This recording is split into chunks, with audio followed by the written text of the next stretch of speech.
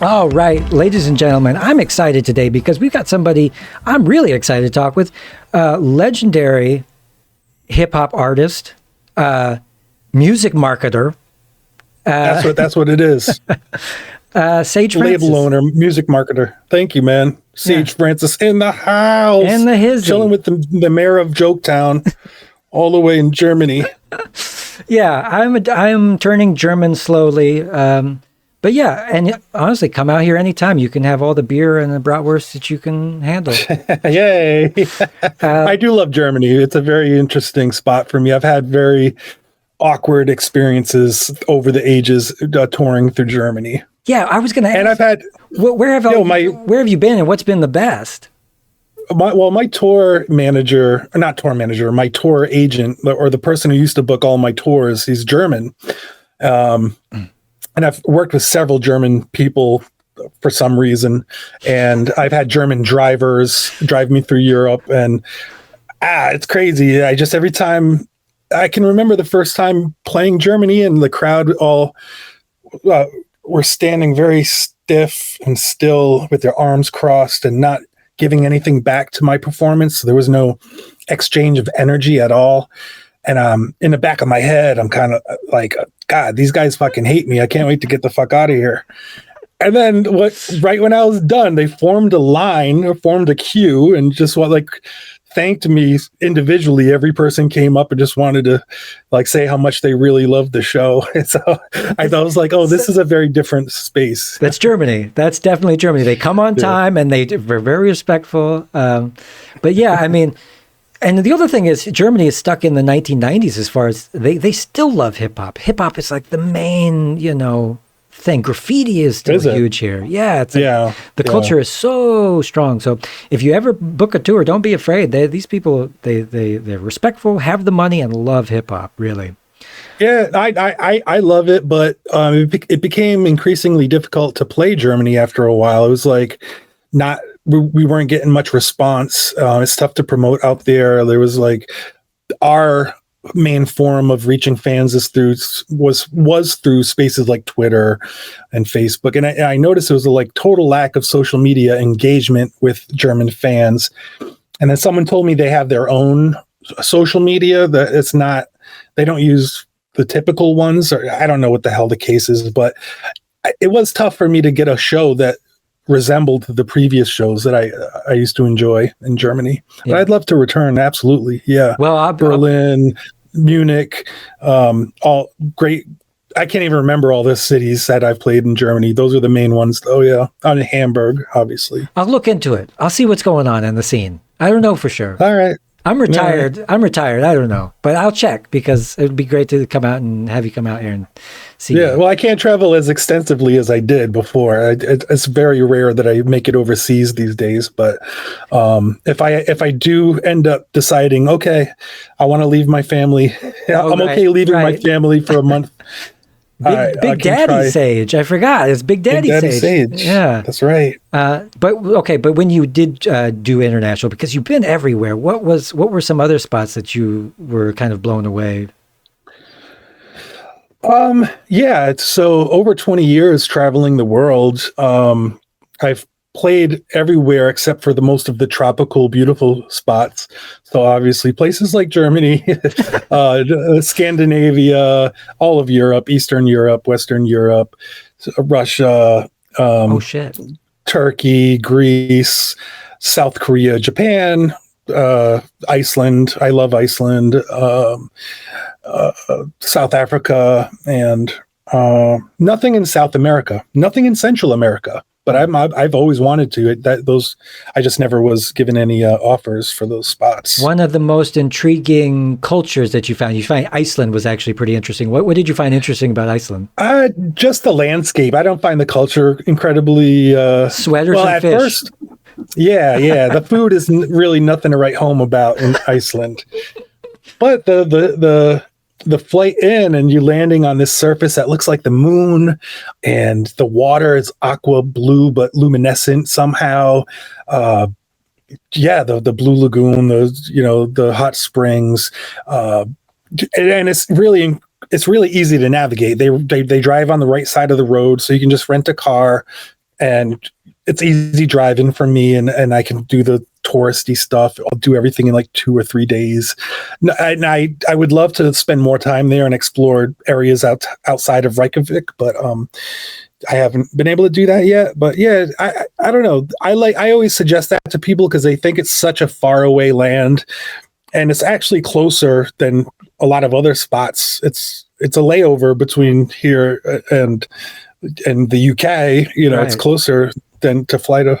Oh, I flew in the same airport, Keflavik International Airport, and you come in and it looks like you're going to go into the water, and then you hit the runway, and you're in. But I was only on a layover. I didn't actually get to experience the town. So, but did you play a show there, and what was the reception like? Yeah, I played many shows in Iceland, starting in like 2001, and the last time was only maybe 2015.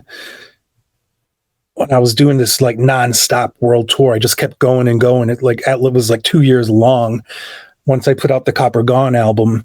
And I was surprised that the last time I played there, it still was electric and the crowd was still loving the stuff. And they knew the music, because if you don't show up to a territory after a while, it can, your fans can tend to wane, and, you're not talked about. They're not going to your shows. They're listening to other music at that point. But yeah, they stayed loyal. I was like, very enthused by my experience there. But I don't know, playing, it's not a big money maker. It's always, maybe I'll break even, I'll be lucky. But that's kind of what my mentality was for a long time. If I get to visit a different type of territory, it's almost like a paid vacation. Even though I'm working, but I don't feel comfortable just hanging out wherever I go. I like to have some type of purpose. So it all really worked out for me. Playing, even going to Australia and New Zealand, these territories that are so far away, and it's such a pain in the ass to get to. But you can say you've been there and you can remember some stuff about it. Yeah. No, I was like, if you break even on international, you're doing good. Yes. Any musician, like most musicians, would obviously say, I can't even get shows out there. And if I did, I would lose my ass trying to make it all work out. So yeah, I'm very lucky. I'm very lucky in that regard. Yeah, I've always been. You certainly, and domestically, I mean, we could talk about the beginning of your career where you really hit at the right time with the right stuff. And with domestically, we were talking before we started about Boulder and stuff. Were there other towns and stuff that were sleepy towns that you just were big in? Well, yeah, Colorado was and continues to be my biggest market. It's where I get the most support, where all the support is mostly concentrated in Colorado and Southern California. Not so much the East Coast where I live and where I grew up in. Even the Midwest, it gives me more support than my coast. So I think that was good for me to work it all out in front of crowds that weren't totally in love with me, and me learning how to win over crowds that doubted me, and then go to territories where they were so loving. It just became, and then that was very easy for me to play those areas and return and foster a bigger and bigger fan base every time I return back to it. And that's how, I guess in 99, this all started when Atmosphere kind of scooped me up and took me on one of their very first tours. And then in 2000, they took me on another one, and they were big in Colorado, and they exposed me to their Colorado fan base. But we also trailblazed the hip hop touring circuit that didn't exist prior to that. We were playing the sleepy towns. We were playing the punk rock areas, like the same type of routings the punk rock and metal bands would do. We were doing those too. So we were playing cities and towns that most rappers never thought about or cared about. And it's because we came from territories no one cared about or really toured in much either. So we didn't have any bias. We were trying to just find like-minded people and fans who could be like, wow, yeah, this is this is not what I expected from a hip hop show. I really dig this though. This is like, I understand this, I relate to this. And we had a punk rock ethic to what we did, and it translated in so many of those small towns and areas that we visited and performed in. So and we shared, Atmosphere and I shared the same, and Idea and Abilities were also on those tours too. So we shared the same booking agent, who was German. His name's Christian, and he only, like, we were the only hip hop acts that he took on. Outside of us, he was booking the punk rock and metal bands and rock bands. So that's how he knew this routing, and that's why we did it. That's so wild. I mean, I'm sure you went through places like Lawrenceville, Kansas, and found that this is a good crowd, right? Yeah, it was an awesome crowd, and I can't get shows there anymore for some reason. What, yeah, really? But those were, I've tried. I've always tried to return to all the places I've played, and even the Blind Pig in Ann Arbor, Michigan. Oh, Ann Arbor. That was one of my playing Michigan is still they go off in Michigan. Yeah. There's these sleepy towns along the ways. I played in Bellingham, Washington. Good spots. Gainesville, Florida. Incredible. That's tough. For hip hop, it gets tougher the more south you go. Oh, really? Even though I was born in Florida and I got family in Florida, it got tougher and tougher over the years. And everything south of maybe North Carolina is you can't really rely on a crowd. What you doing down here, boy? No, and to all of our Florida people, we understand what's going on down there. It's all right. But there's always strange people in strange places that you never expected, and I'll always kind of love humanity for that aspect. So you also worked with like a lot of different artists, including hip hop artists, but you also worked with like Mark Linkus and like Chris Walla and all these kind of people. Yeah. Who were some of your favorite people to work with over the years? Well, on the Life album, I worked with a ton of indie rock musicians. So that was jam-packed with artists who don't typically work in the hip-hop sphere. But my favorite of that had to be the Yann Tiersen collaboration, and Yann Tiersen composed the music for The Best of Times. And I was already a huge fan of him due to the work that he did on the Amelie soundtrack.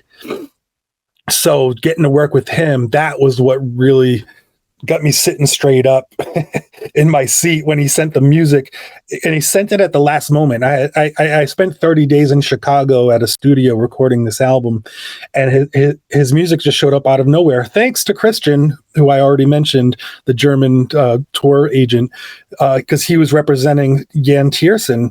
And I had told Christian, I was looking, because he worked with so many different artists. I said, listen, I'm looking to work with all types of musicians, no matter what they do, and I don't want them to send me anything that sounds like a rap song. I'll do the rapping on it, but I don't want it to sound like a typical rap song whatsoever. So that worked out, and it was the last night I wrote that song, and one night I recorded it the very next morning, and that was that. And it turned out to be by far one of my most popular songs. So, but outside of that, I'm never on a mission to collaborate with people. I'm never really itching to even if I love someone's material or work, it never crosses my mind, hey, we should get together and try to build something cool. Because my style and my process is incredibly insular and solitary, and I just want the music. I'd love to. I just tell everybody, if you got something you think I would dig, send it on over. At this point, I have hours and hours and hours and hours of dope beats waiting for me. So I feel selfish and wrong to even accept more stuff from people. Because I have a lot to tend to, and you're a hoarder. I couldn't possibly write all that. I am hoarding really dope beats. That's not right of me. It's like, it's not cool. I have to figure out. But that's what I'm doing now. I'm figuring all that out now. I think by next year, the floodgates will open. My last solo studio album was in 2014, and that was Copper Gone. So we're coming on the 10-year anniversary of that, and I have an album pretty much ready to go. but not just one album. I have several projects that have been on the back burners. And once I moved and I got my family and had my kids, and it really changed the way I can go about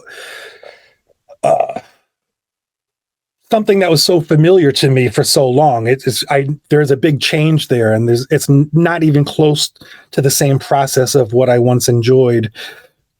Just being alone so much and being able to just do what I wanted to do whenever I wanted to do it. That's just not possible anymore. Was the responsibility of fatherhood surprising? Did you realize that you were going to lose so much sleep, or? I think in the back of my mind, I did have an idea about that, but it didn't matter. Like, whatever. When I met my wife, she already had 2 toddler girls, and I was like, I'm going to marry this girl. And I've never wanted to marry somebody. I've never thought about that. And I felt it. I was like, this is the one. Like, I fucking want to marry this girl. And I've never even dated anyone with kids. Because I knew, I was like, I can't take on that responsibility. It's too much. It'll take away too much of what I can do. And thankfully, I was raised by a stepdad who was great. Like, he saved me. He was like, provided me the love and support I needed in a father. And so I had that in my mind too. I was like, I can provide that. I know what that's about. I experienced it myself. I didn't, had I thought it all through and I realized how much it was going to take and how many gears I would have to switch in my brain, I probably would have said, nah, I'm not going to do this. And I would have been wrong. And I told my wife that. I feel like on one of our anniversaries or her birthday, I just wrote it all out. And I said, I know you see me. I know I look frustrated a lot. I look tired. I look burned out. I look just aggravated with all the things that need tending to at all times. I want you to know I still feel like the luckiest guy in the world. And I would, and if what part of me, if the past me saw the present me, he'd opt out and say no way, because he doesn't know shit. He doesn't understand exactly what it means. He's really not as smart as me, right? At the time, He's not. But so I'm very grateful for my decision. And let me tell you, grimacing is just a part of getting older. You're going to grimace no matter what comes along. I wake up every day and I mostly just look like I'm, completely stressed out and horrified. But look, you worked with one of my favorites, also Buck 65, Rich to Fry. He's one of my favorite guys. He's got this big record collection. You worked with all these great people. Has there ever been issues with, hip hop is really based in braggadocio? Is there a lot of ego going around in hip hop, and has that ever been a conflict? Yeah. I mean, it's not as much these days as it once was. I feel like I was part of a wave of artists who helped change that, where we kind of introduced a way or showed people that being vulnerable and not talking about how dope you are can be enjoyable. And maybe people were ready to hear other types of rap. So there was a pushback, of course, by fundamentalists in hip hop. You always have to expect that. But the egos are always going to be in the entertainment industry, no matter what genre it is or what craft, no matter what craft it is. In any type of craft, the egos are there. I mean, I try to check my own ego. I've benefited from having an ego for sure. I feel like I've dissolved a lot of that ego over time, whether it's to my benefit or detriment, I have no idea, but that's just how it goes. The older you get, the more humble you got to become, I think, if you're really experiencing life in a very honest form. I think if you've been through some real bad shit, that also can really taper off any kind of like arrogance that, and also psychedelics really helped me realize that, hey, we're all just like one big organism that are just trying to survive here on this blue marble, floating through space. But yeah, I was never really sold on the idea. When you guys came around with intellectual, almost self-deprecating sometimes styles of lyrics, that helped a lot. Idea was famously, not always sure of himself, and I appreciated that, in his music, but not in real life. Oh, really? Rest in peace, idea, Mikey. I love you, homie. But he was his like, I think his whole style was arrogance. His whole persona was not not. I mean, funny arrogance. That was kind of his way. He just was a funny, arrogant dude. Yeah. And yeah.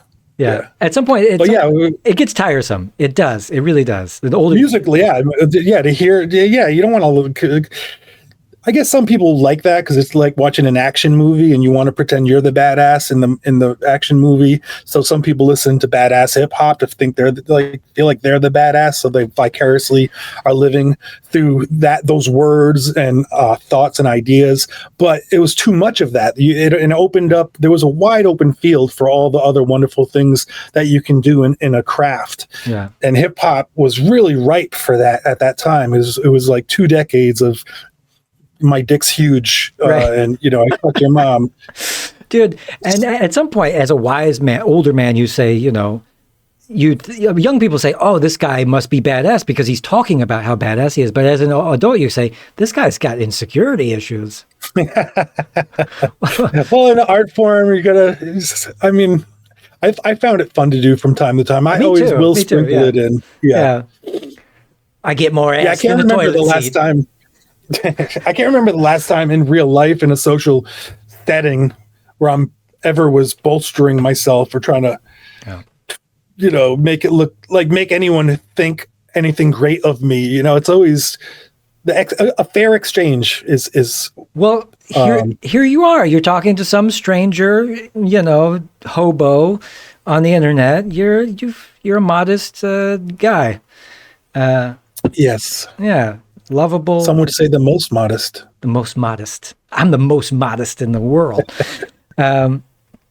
So you also, what attracted me originally to you was that, you had this background in journalism. You went to school for journalism and stuff.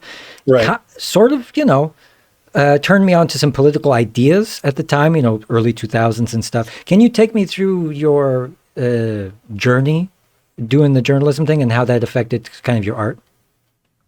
Yeah, I earned my degree in journalism, but never pursued it. I did go through the rigmarole of learning about how to write newspaper articles and to do investigative journalism and yada, yada, yada.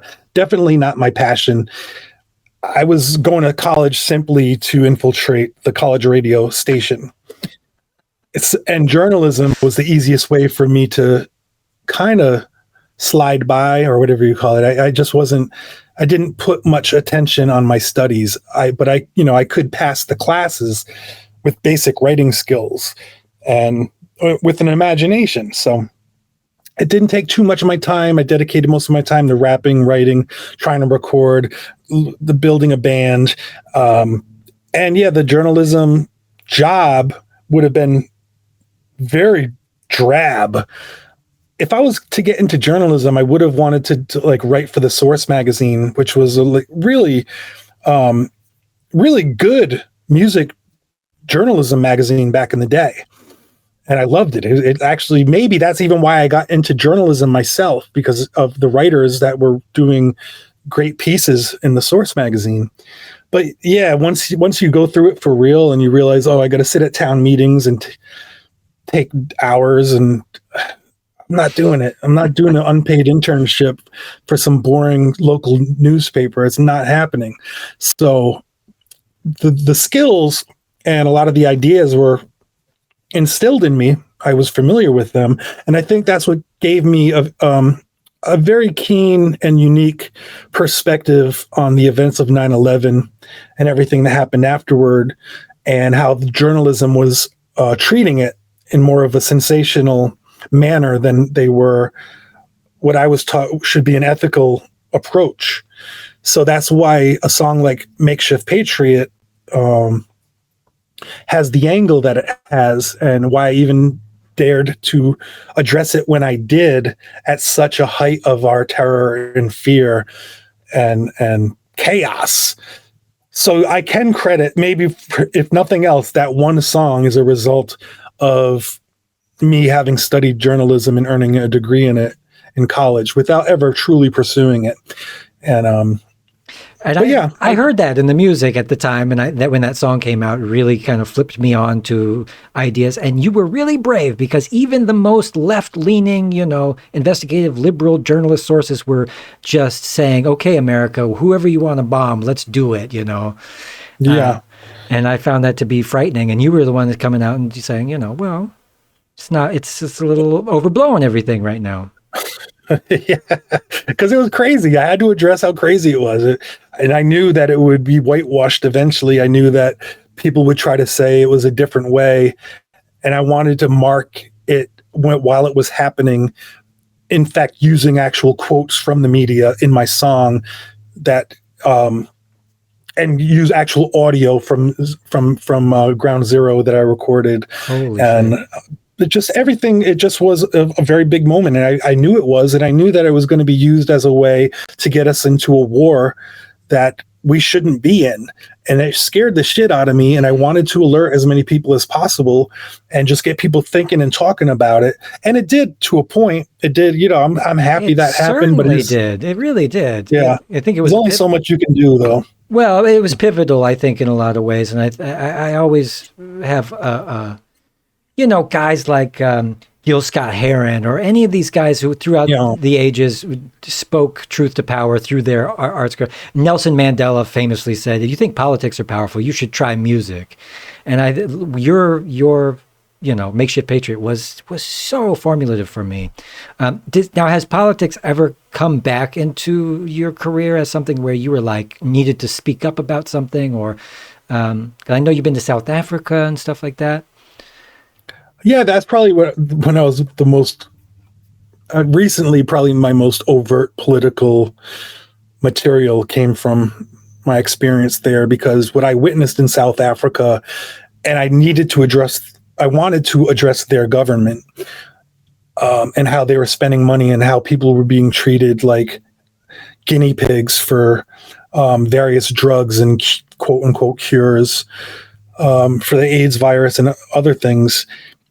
So what I saw and the people I spoke with and everything I experienced, I ended up with doing a song called Ubuntu, which was dedicated to the children that I spent my time with out there.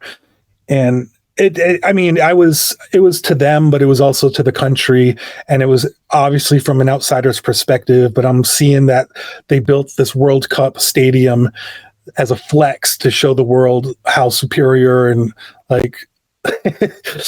or big their muscles are. And it just was and they let everything else to waste. They left everything else to waste. They didn't give support to communities that are dying in huge numbers and suffering in huge numbers. And they can't even do anything with that stadium anymore. It really was a superficial flex.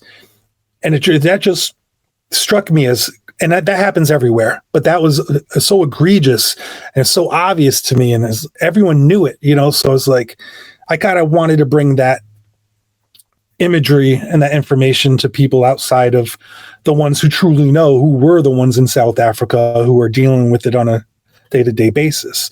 But yeah, that was one thing that had a strong impact on me starting in 2011. I think the first time I went out there was 2011. And then I returned several years later to meet up with the kids who were the ones who had survived and find out more about the stuff. And I raised money, I helped raise money to build them a nice spot to live in, quote unquote nice. I can't quite, as long as the roof isn't leaking, stuff like that, just basic needs. That's what I fell in love with. This one family in particular who I was kind of assigned to. This is a very all over the place story, but I do still stay in touch with them via Facebook. Thankfully, they're able to communicate with me, and I can get updated on what they're doing and how they're living, and it's beautiful.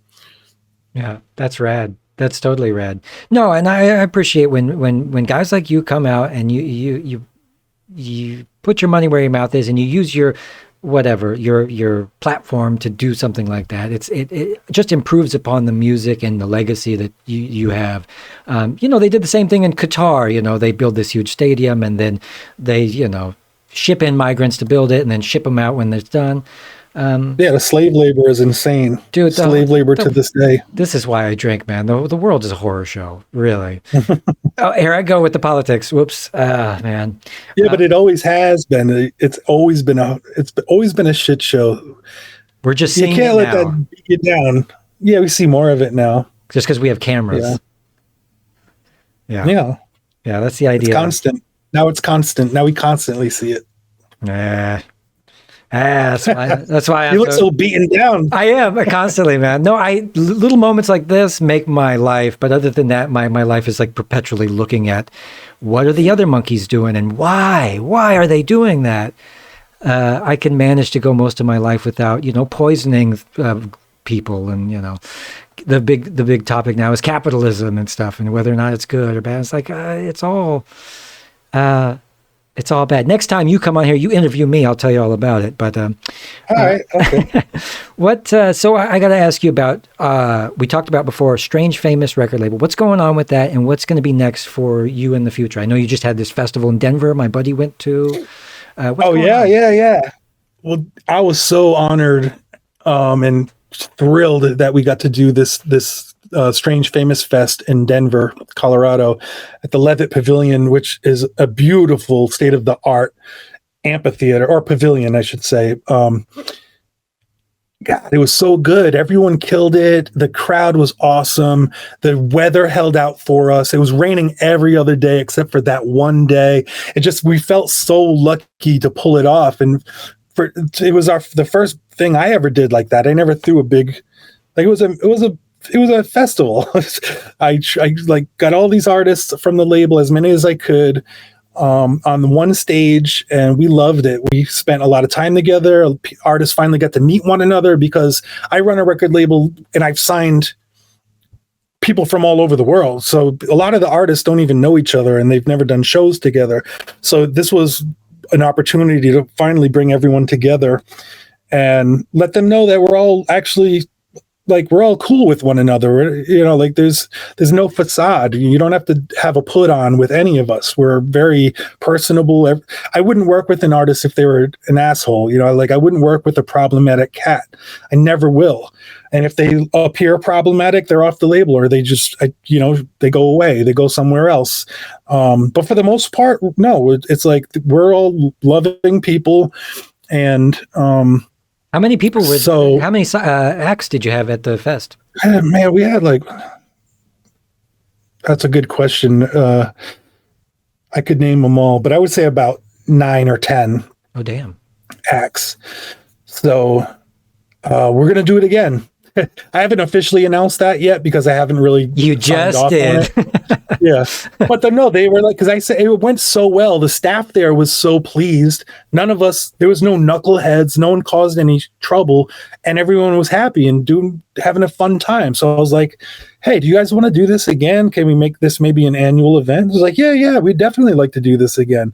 So although it's not totally official yet, at least I got the thumbs up from them that they want to do it again.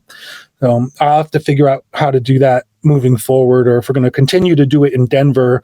Or I would like to try to get it in other cities. I don't want to keep everything in Denver. It's a pain in the ass to get to.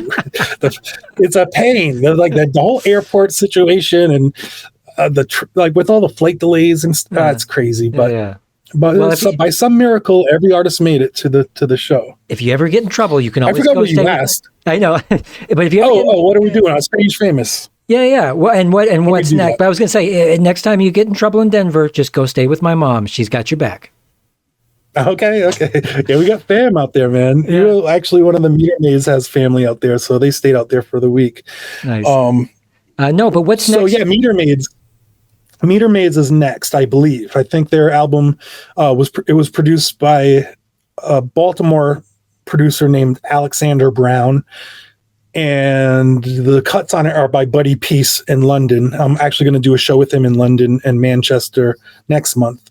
But yeah, Meter Maids, the name of the album is A Line in the Sky, and they are bringing the energy that was forged and enjoyed so much at the Strange Famous Fest with this album. A lot of the performers from that festival are on this album, and they all just came together they're all fathers now and like working their jobs, but this is their labor of love. And the gratitude that they show for just having the opportunity and for having like help with it, because, you know, I will give my input on albums. I will tell people what I think might work better or if they need to change something. And they were always very open to those suggestions. And I think the final product is glowing. It's a beautiful thing. So I rap on 2 of the songs. I also appear on a few other spots throughout the album. We're excited to get that out. But I say that, oh no, that isn't even the next album. The next album, but that is coming very soon. The next album is by Trademark and Mopes, and it's called Ham and Eggers.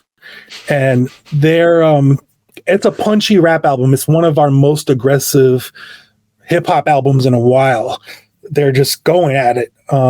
Mopes, who previously known as Prolific, was the first rapper, the first rapper I signed to Strange Famous Records back in the day. And he's still at it. He's still incredibly talented, and he's now a producer. He's producing most of the stuff we put out. So that album will come out. Trademark, I'll give you some nuggets. Trademark is the cousin of Cena. Are you a John Cena? Oh, are you a really? wrestling fan? Are you serious? Yeah. Oh, of course. Yeah. So they did an album. Him and John Cena did an album back when John Cena had the rap gimmick. He did like a battle rap gimmick in his wrestling act. So I never heard that album, but it was big. It sold a lot. And no one makes the connection that the Trademark we signed is actually from that era of the John Cena rap stuff. And I don't know if he wants me ever saying that, like, because he never brings it up himself. But it's so cool. It's like, that's such a cool connection. It's like, wow. And he is a fucking nasty writer. He's a nasty writer. He has a book called Tell Me About Me. And it's kind of like a Bukowski style poetry approach. And he's talented as hell, but he's also mentally ill, and he doesn't get out much. I mean, honestly, no, truly, like, he has mental illness, and he has to like stay medicated, and it stops him from doing any shows and doing any touring. So he's kind of unpredictable as to what he'll be able to do or when you can expect something from him. But when he nails a project, when he gets out there, he puts it down, when he lays down the tracks, and Mopes really helped this move along for the Ham and Eggers album. Damn, like, fuck, this guy is so goddamn good. Every artist has some degree of like mental illness, right? So every artist, if they're decent. Strange Famous is chock full of people who are fucked up, but they're not assholes. That's none of them are knuckleheads. Yeah, that's the trick. Now, has there been knuckleheads on the road you've run into? Like, obviously, the world is full of all kinds. Of course, we've had fights. We've gotten in nasty situations. I was a hothead. I mean, shit. I'm the most knucklehead dude out of the whole crew, by far. You catch me in my dad phase, good for you.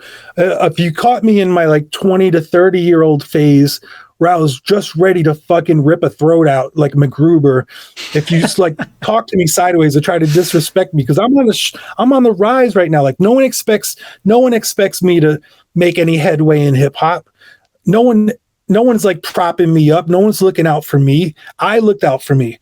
I was the only one who like really had to make sure that respect was put on my name, because everyone was so quick to fuck with me or shit on me. And I had to give reasons why that's not going to be possible anymore. Like, it's not happening. So, but yeah, I mean, I was a hothead, and on tour, your adrenaline is running. You're just hot-headed all the time, and you're tired, you're aggravated, you're annoyed, and hungry. If someone throws, everything, nothing's comfortable. You're way out of every comfort zone you've ever enjoyed. You do get to perform and make money, and that's great. So that's why I did it, and you get to grow your fan base and grow your career. Great, but everything else really is it's just ready. It's ready to explode and go off at any moment. Yeah. And I changed over the years. I can look back on things that I did and things that I've said and be like, man, like I don't identify with that at all. Like I don't think that's cool that I did that. But I also think about how I probably couldn't have gotten anything that I did done if I didn't have that mentality. Yeah. And if I didn't act certain ways to certain people and like make sure that their shit was together. Because when I was on tour, and if I'm running a tour, you better have your shit straight. None of this is a party. You know, like that was my mentality. Like, I'm not here to have fun. I'm not here to watch you have fun. Just make sure you're in the van on time. Make sure you're reliable at every fucking moment. And that's that. And if not, I'm going to start punching the ceiling of the van while we're driving and people are going to get very scared. I've lost a lot of friends because I was the van driver also pounding on the roof of the van saying, y'all are fucking too drunk and you're driving me crazy. I'll pull this van over and tear you out by your hair. Yeah, still different times though. Different times in different eras and different ages. Well, you were like we were saying before, the ego to be able to flip it on and flip it off to your benefit or detriment at any time. The ego is like a tool. It's in your toolbox. If you need it, use it. But when you don't need it, don't like force it onto people who are nice people. Right. Yeah. Yeah. Don't let it be your shield. That's silly. Yeah, no. But yeah, for solo wise, I started working on an album with Buck 65 in 2018, or maybe even 2017. It's been so long, I actually can't remember. But we did a bunch of tracks together. I think they're incredible. But in the midst of doing that, I ended up getting married and moving out of my house in Rhode Island to Connecticut, having a baby, trying to figure out my new studio situation. COVID had everything just compounded, and I put it on the side, and I was like, I'm going to wait until there's a clearing where I can really focus on this and make it be what it needs to be. A sagefrancis album to me is an experience. It's I like to make a world. I like to create the world, and I don't want it to be haphazard. I want it to be well thought out, and I want it to be some chaos and some control, but I can't do that if I'm not able to actually meditate on it and really sit with it and think a lot about it in silence. You know, like not have any distractions, no words, no sounds that throw me off. I need to just sit with it. And I have not been able to do that. So maybe that means I need to change the way I do things. But with the thing I already started, I want to finish it that way. And then maybe I can experiment with just doing things haphazardly. Because my early mixtapes were like that. A lot of it was done haphazardly. It just someone threw me a beat. I was in a random city. Someone was like, "Hey, you want to record here?" Yeah, I jump on, do something. But that's not what my that's not what my studio albums are about. So, you'll see a change. You might see something very familiar, and then everything after that, there's a noticeable difference. We'll see. So by next year, I would hope for that to come out. And I'm also working on a singing album with Swell from the Meter Maids and Buddy Peace producing it. But there's other stuff like what that. What do you mean singing? Like singing. There's no rapping on it. It's just going to be sing songs. I'm looking forward to that. I'd like a Dean Martin. Yeah, I think it's fun. You're going to croon. I don't even, no crooning. We're just, I'm a capable singer, I guess, but Swell can sing and Swell can write songs. I can't really write songs in a sing-songy format. Whenever I write, it just starts coming out as rap, and it's very tough for me to sing it. The only time I pulled it off was Ja Didn't Kill Johnny on the A Healthy Distrust album. Right. And that was just that just came out of me. It was just on a whim, but if I I've many times I've sat down trying to write a song, sing, and it always is a rap. I can't break out of. I got to figure something out. But Swell writes the song. It's a fine line, between rapping and singing. You can really bridge the gap pretty easily. I trust you. I believe in you. All right, I just need more time, but we're getting there. So by next year, expect a flood of material from me, along with all the mixtape stuff that I've ever done and all the unreleased or rarity stuff, all the rare songs. I want to put all in one spot. Yeah. Is the first album available anywhere? I can't find it to save my life. Sick of Waiting tables? Or no, Sick of Waiting? Yeah. Yeah, Sick of Waiting. No, that ended up getting mashed up with another mixtape called Still Sick of Waiting. Or no, how was that? Oh, Still Sick. So then I pushed them together, and it's called Still Sick of Waiting. But it's not all the songs from both mixtapes. No. And I had all of them, of course, burned on the CD illegally. Sorry. But that's all right. But it's, that's one of my favorites. And I don't, your studio albums are also polished and wonderful and so much work and heart and soul. But, like you said, the rawness of this haphazardly style, don't discount that, because that's also pretty dope. Yeah, I think so too. I think it's a shame the way the term mixtape is, people's perception of what a mixtape is totally switched over the years. When a rapper says he puts out a mixtape now, it's really like polished songs. Yeah. They're really well recorded. It's like, that's not a fucking mixtape. That's, stop with that bullshit. Right. But I loved making real mixtapes to the point where I put other people's songs on my own mixtapes, because that's what a mixtape was to me. So I just couldn't do that after a while. You can't put it on streaming services, and people aren't really buying CDs anymore. If they do, a lot of it is just for the novelty of it. And I appreciate people who go out of their way to purchase physical product. And we try to always make like tapes, CDs, and vinyl available. But to be fair and honest, people are mostly just listening to streaming services, and that's not a war I'm going to win. So I'm not going to bitch about it anymore. I'm not going to complain, because I mean, when I listen to streaming, like when I listen to music now, I'll just hop on YouTube. It's like, hey, what's that new album that I want to check out? And it's not often I do that, because I don't really listen to music too much. But I mean, it is what I do. It's the easy way. If the Beatles are giving away their music for free on YouTube, you have no chance in selling a record. That's how I feel about it. And that's about when I bowed out. Yeah, that's so tough. But when you're on the road and there's impulse buys, if you really wow a crowd and they're like, oh man, I want to support you. You're like, hey, buy this fucking coaster. Why don't you buy this elbow pad with my face on it? Yeah. I'm selling rocks. I think it's something to sell. Painted rocks. Yeah. Autographed rocks. That's not a bad idea. That is not a bad idea. Thanks. I might do that. Take my advice, kid. Sell some rocks. Yeah. Look. Let's get out of here. Let's talk right after this, because I want to also talk to you in the green room after this. But come back and do this again, please. Next time you have something to promote, would you? Okay.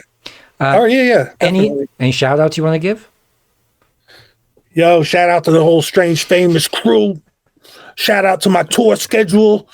I'll be hitting up Portland, Oregon, Olympia, Washington, Seattle, Washington in 2 weeks at the end. Wait, when is that? Yeah, at the end of September. No, August, end of August. And then I'll be playing Muddy Roots in Tennessee.